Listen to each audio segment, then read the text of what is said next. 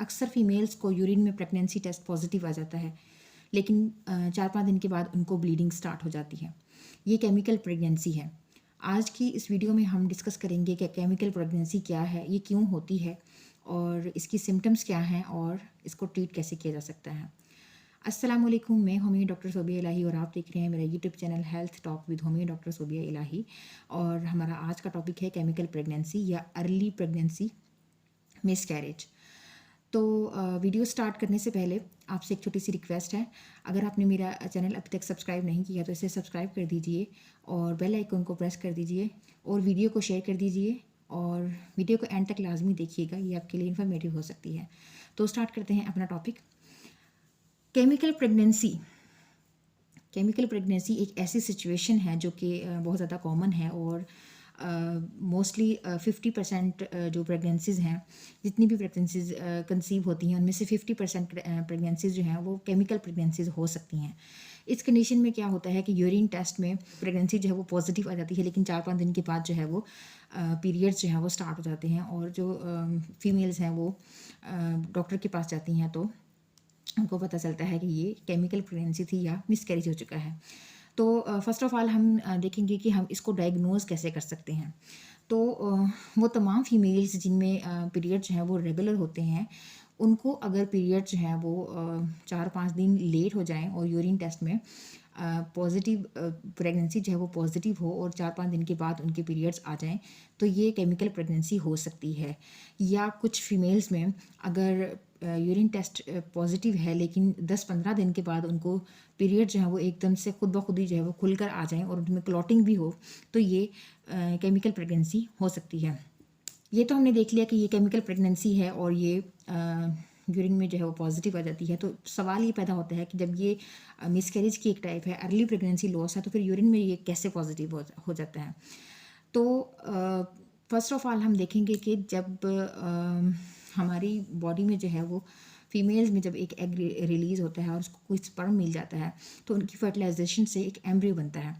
Embryo जो है वो सेल्स की डिवीजन से बनता है और जब ये एम्ब्रियो बच्चादानी में या यूट्रस में जाकर एंडोमेट्रियम के साथ चिपकता है तो वहाँ पर जो है नाल या प्लेसेंटा जो है वो डेवलप होता है। प्लेसेंटा की डेवलपमेंट से वहाँ पर एक हार्मोन रिलीज़ होता है जिसे HCG हार्मोन कहते हैं। HCG हार्मोन जो है वो डायरेक्ट ब्लड में जो है वो शामिल हो जाता है। इसलिए कुछ फीमेल्स में अक्सर जो है वो यूरिन टेस्ट जो है वो पॉजिटिव नहीं आता, लेट आता है, तो डॉक्टर्स उनको बीटा HCG करवाने का जो है वो मशवरा देते हैं, क्योंकि ये हार्मोन जो है वो ब्लड में जल्दी जो है वो अपीयर हो जाता है as compare to urine.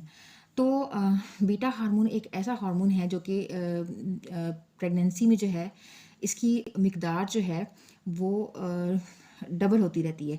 For example अगर आज 50 है, अगर आप 48 आवर्स के बाद इसको चेक करवाएंगे तो ये डबल हो जाएगी या ट्रिपल हो जाएगी। लेकिन in case of chemical pregnancy beta HCG का लेवल जो है वो डिक्रीज़ होता रहता है या फिर उस मिकदार से नहीं बढ़ता जिस मिकदार से एक हेल्दी प्रेगनेंसी के अंदर उसको बढ़ना चाहिए। केमिकल प्रेगनेंसी या अर्ली प्रेगनेंसी लॉस या मिसकैरेज इतनी जल्दी हो जाता है कि अक्सर जिनको पेशेंट्स को जो है वो ये मिसकैरेज होता है उनको भी अक्सर पता नहीं चलता और प्रेगनेंसी के 5th वीक में ही जो है ये मिसकैरेज जो है वो हो जाता है। जैसे ही बेबी जो है वो यूट्रस में इम्प्लांट भी हो जाता है लेकिन एकदम से उसकी डेवलपमेंट जो है वो स्टॉप हो जाती है क्योंकि बीटा HCG का लेवल जो है वो डिक्रीज हो जाता है। यही वजह है कि यूरिन टेस्ट करने पर उनको बीटा HCG जो है वो पॉजिटिव अपीयर होता है, लेकिन 4 से 5 दिन के बाद जो है वो फीमेल्स में पीरियड्स आ जाते हैं।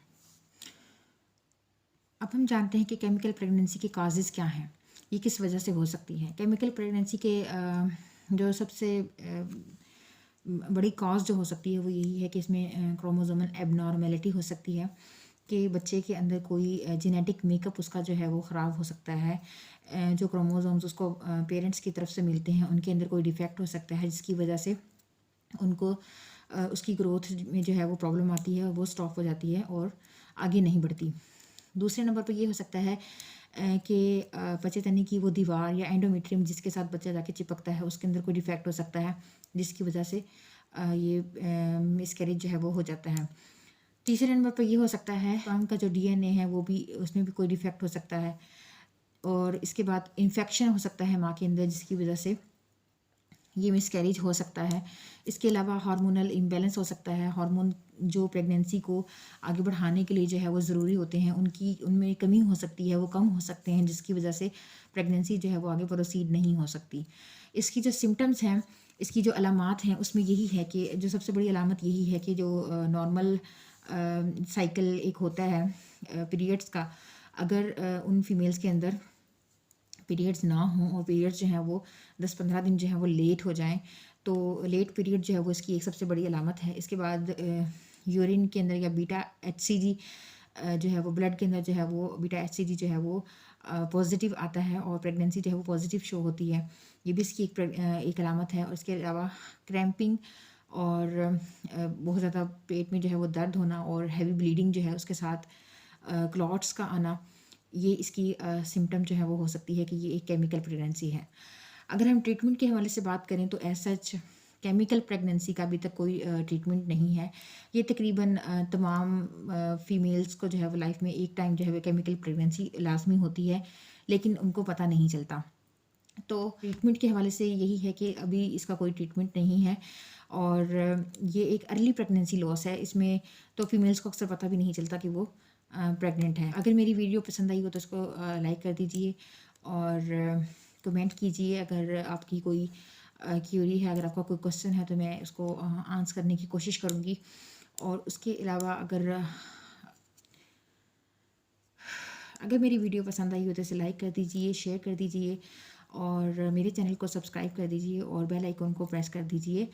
और कमेंट ज़रूर कीजिए, कोई क्यूरी है, कोई आंसर क्वेश्चन है आपका, तो मैं उसको रिप्लाई करने की पूरी कोशिश करूँगी।